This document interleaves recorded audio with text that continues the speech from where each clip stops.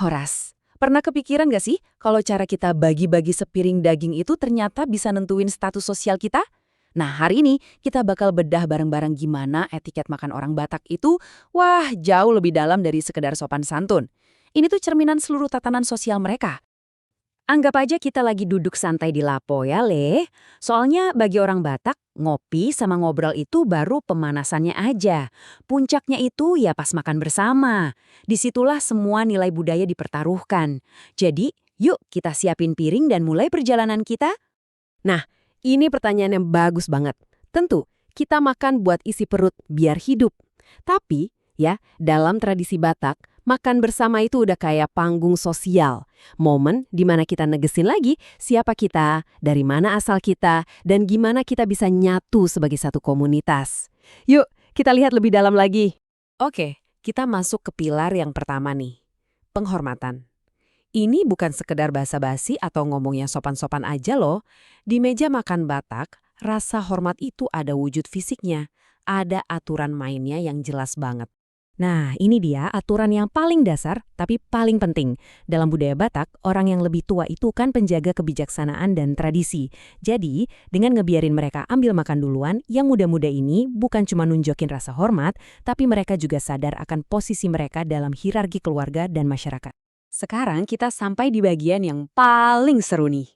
Kalau lagi ada acara adat, pembagian daging itu sama sekali nggak acak. Ada sistem yang namanya jambar, yang intinya itu kayak peta sosial di atas piring. Setiap potongan daging itu punya alamat masing-masing, yang ditentuin sama status dan peran seseorang. Coba deh kita lihat.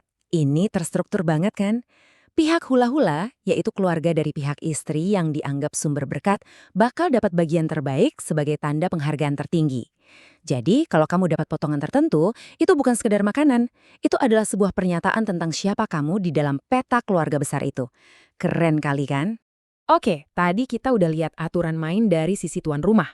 Tapi kan, sebuah acara itu butuh dua pihak biar sukses. Nah, sekarang kita lihat dari sisi tamu.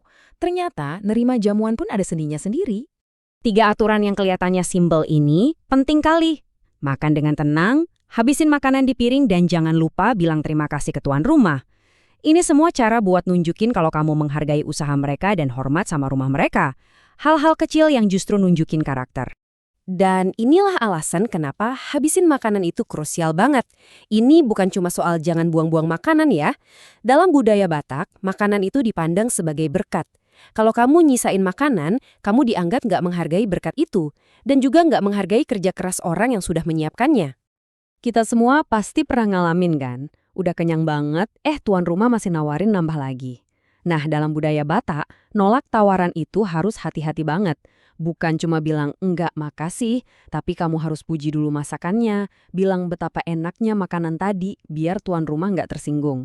Ini semua soal menjaga keharmonisan.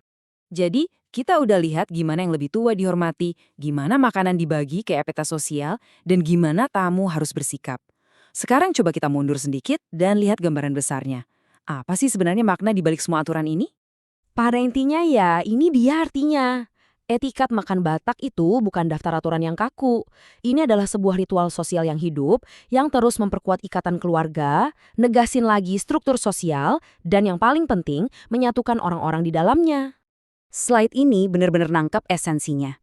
Setiap kali sebuah keluarga Batak kumpul untuk makan, mereka itu lagi melakukan sesuatu yang lebih dari sekedar berbagi makanan.